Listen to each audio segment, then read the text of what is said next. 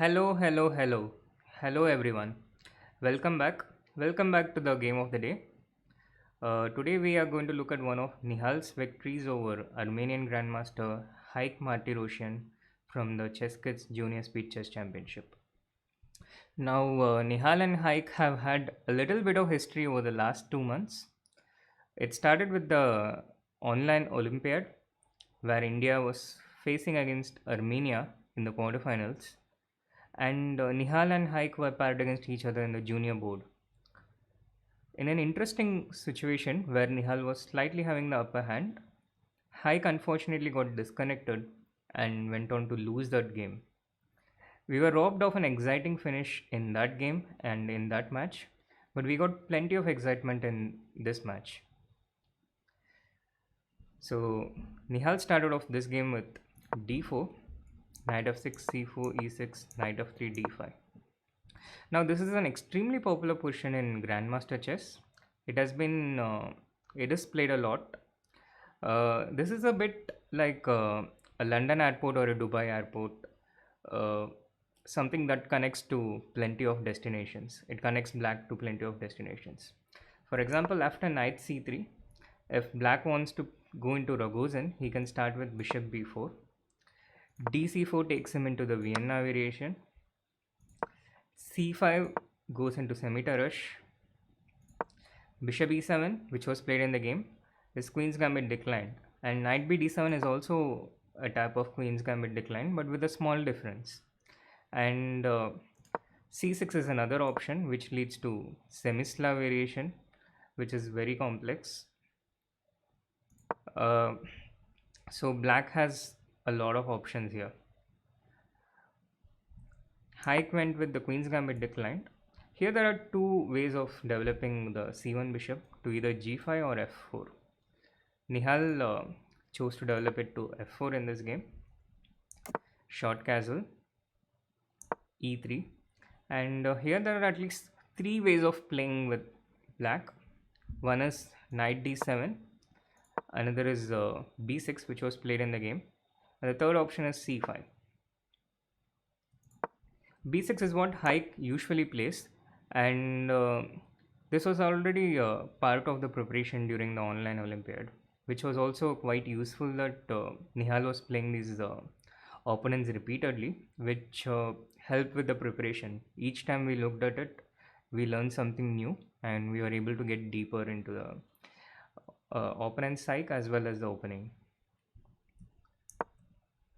Bishop d3, bishop b7, castle, dc4.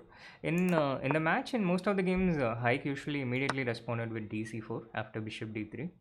But in this game, he started off with bishop b7, and then after castle, he played dc4. It doesn't make much of a difference, but yeah.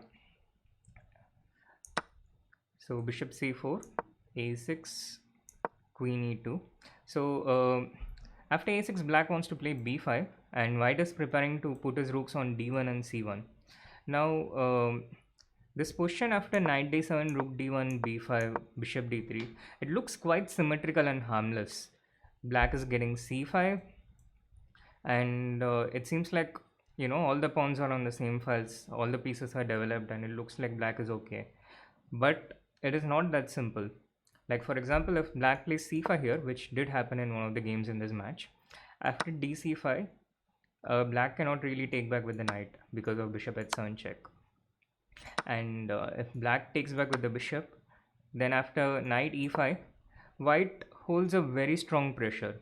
And this is exactly what happened in one of the earlier games in this match, when Nihal won in just 24 moves. So all this pressure resulted in a mistake from Haik's end. He played queen e8 here, trying to prepare c5 by moving the queen out from this rook's vision, but he just ended up blundering this pawn, bishop c7. Now white is just a pawn up. Although black has the c file for compensation, it is not adequate compensation. Nihal got the advantage already in this game quite early. After b4, he decides to just safely reroute this knight to d2 and pulls all his pieces back and keeps them safe.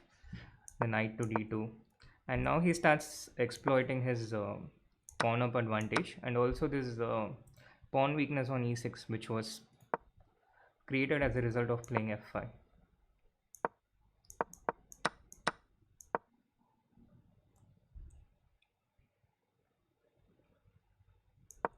Rook c1, knight f6,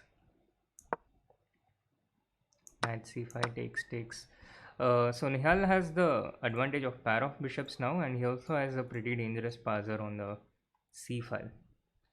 Of course, the resilience and defense at this level is pretty high, and Haik fights back. He tries to create some threats on the king side. Right now, there isn't really anything going on. However, pretty soon we get to a point where Haik does manage to trick Nihal and get something back. It was at this point when Nihal played knight e5, trying to exchange one of these knights, which was just being annoying, being there on g4, even though it was not threatening anything directly. So Nihal played knight e5, trying to exchange this off. But after rook h5, he is actually losing some material, because if he plays queen f4, then black can just take this knight with the rook. And if white takes bishop g4, then after rook e4, this bishop is lost.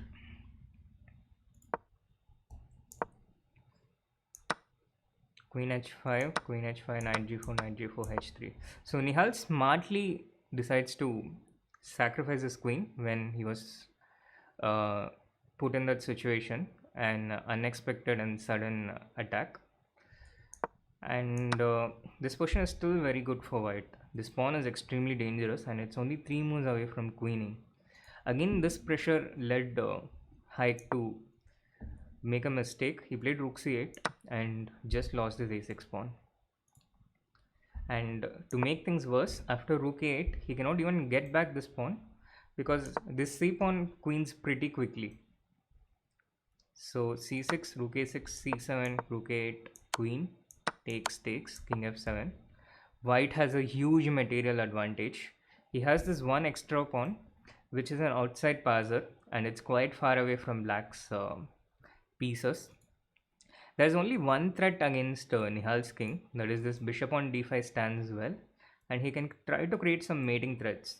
However, white can just simply block this with f3, after which black doesn't really have any counterplay. So Nihal first pushes this king to the 8th rank, and then tries to bring his rook to mate the king. He doesn't mind that this pawn is being attacked. He's focused on trying to mate, and so first he ensures that none of these rooks are hanging because of any checks. He puts his bishop in to guard the king, and after queen a3, rook b1, king d8, rook g7, king c8, bishop g3, queen a2. Here Nihal had only 1 second remaining when he made this mating move, rook b8. And that wraps up one of Nihal's many wins in this match against Haik. Nihal eventually went on to win with a resounding score of 17-9. Now Nihal will play the finals against Russia's Grandmaster Alexei Sarana today at 9:30. Be sure to tune in for that, and that's all we have for the game of the day today. Thank you so much.